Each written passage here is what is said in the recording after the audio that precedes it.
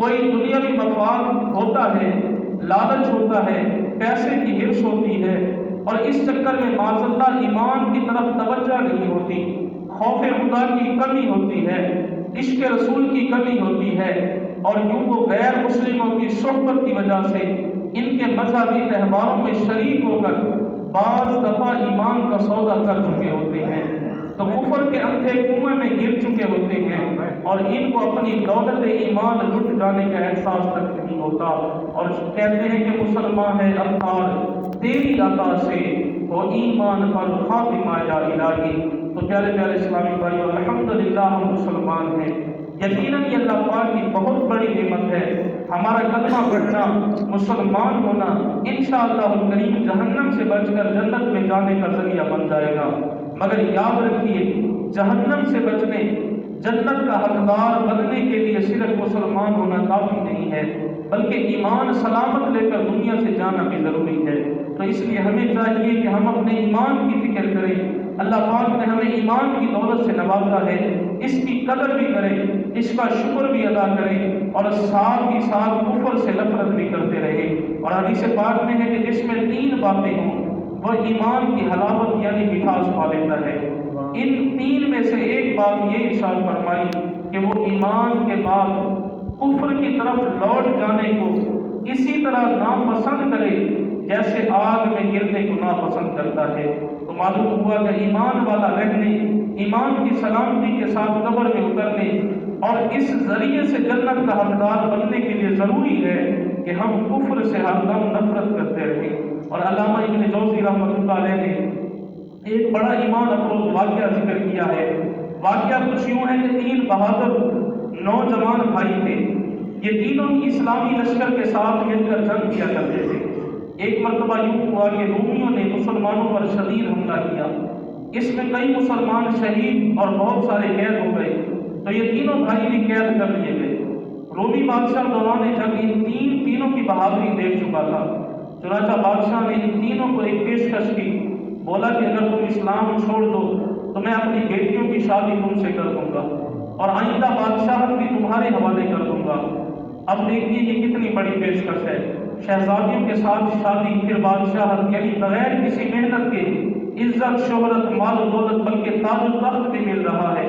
مگر قربان جائیے ان تینوں بھائیوں نے بادشاہ کی پیشکش کو ٹھکرا دیا اور جوش ایمانی سے لبریز ہو کر سرکار عالی وقار مکی مدنی تاجدار صلی اللہ علیہ وسلم کی بارگاہ میں فریاد کرنے لگے۔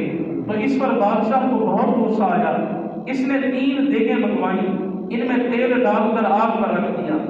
ہر دن ان 3 بھائیوں کو ان دیگوں کے پاس لایا جاتا اور بادشاہ اپنی پیشکش ان کے سامنے رکھتا کہ اسلام چھوڑ دو، میں تم تینوں کو اپنا داماد بھی بنا لوں گا، آئندہ بادشاہت بھی تمہیں ملے گی۔ یہ تینوں بھائی ہر بار بادشاہ کی پیشکش ٹھکراتے رہے۔ آخر تیسرے دن بادشاہ نے بڑے بھائی کو بلایا، ایک بار پھر سے وہی پیشکش کی۔ جب اس مرد مجاہد نے پیشکش قبول نہ کی تو انہیں ابلتے ہوئے تیل میں ڈال دیا گیا۔ دیکھتے ہی دیکھتے ان کا سب گوشت جل گیا، ہڈیاں تیل کی سطح پر تیرنے لگی۔ بادشاہ نے دوسرے بھائی کو بلایا، انہیں بھی پیشکش کی گئی۔ جب وہ نہ مانے تو انہیں بھی گھولتے تیل میں پھینکوا دیا گیا۔ اب تیسرے اور سب سے چھوٹے بھائی کو لایا گیا، قریب تھا کہ انہیں بھی گھولتے تیل میں ڈال کر شہید کر دیا جاتا۔ تو ایک درباری بولا کہ بادشاہ سلامت، اگر میں اسے ایمان سے پھیر دوں تو مجھے کیا انعام ملے گا؟ تو بادشاہ بولا کہ میں تجھے اپنی فوج کا سپہ سالار بنا دوں گا۔ چنانچہ وہ درباری اس بہادر نوجوان کو اپنے ساتھ لے گیا، اپنی نوجوان حسین و جمیل بیٹی کو اس کے ساتھ تنہائی میں چھوڑ دیا۔ یعنی پہلے مال و دولت کا لالچ دے کر اس سے ایمان چھیننے کی کوشش کی گئی تھی، اب حسن و جمال کا پھندا ڈالا جا رہا تھا، مگر یہ نوجوان اللہ پاک کا نیک اور باحیا بندہ تھا۔ 40 دن بلکہ اس سے بھی زیادہ عرصہ وہ حسین و جمیل لڑکی اس کے ساتھ رہی، مگر انہوں نے کبھی اسے آنکھ اٹھا کر بھی نہ دیکھا، بلکہ ان کا معمول رہا کہ دل کو روزہ رکھتے، رات بھر نوافل پڑھتے رہتے۔ آخر اس کامل ایمان والے نوجوان کا کردار، ثابت قدمی اور حیا کو دیکھ کر وہ لڑکی بہت متاثر ہوئی اور اسے ذمہ داری دی گئی تھی کہ ایمان چھیننے کی، لیکن مسلمان نوجوان کا اخلاق دیکھ کر خود بھی دائرہ اسلام میں داخل ہو گئی۔ تو پیارے پیارے اسلامی بھائیوں، دیکھا آپ نے کہ ان تینوں بھائیوں نے ایمان پر استقامت کا کیسا زبردست مظاہرہ کیا، ان کے دلوں میں ایمان کس قدر سمایا ہوا تھا۔ یہ عشق کے صرف زبانی دعوے کرنے والے نہیں، صحیح معنوں میں مخلص عاشقان رسول تھے۔ دونوں بھائی جام شہادت نوش کر کے جنت الفردوس کی نعمتوں کے حقدار بن گئے، اور تیسرے نے روم کی حسینہ کی طرف دیکھا تک نہیں اور دن رات اللہ پاک کی عبادت میں مصروف رہا۔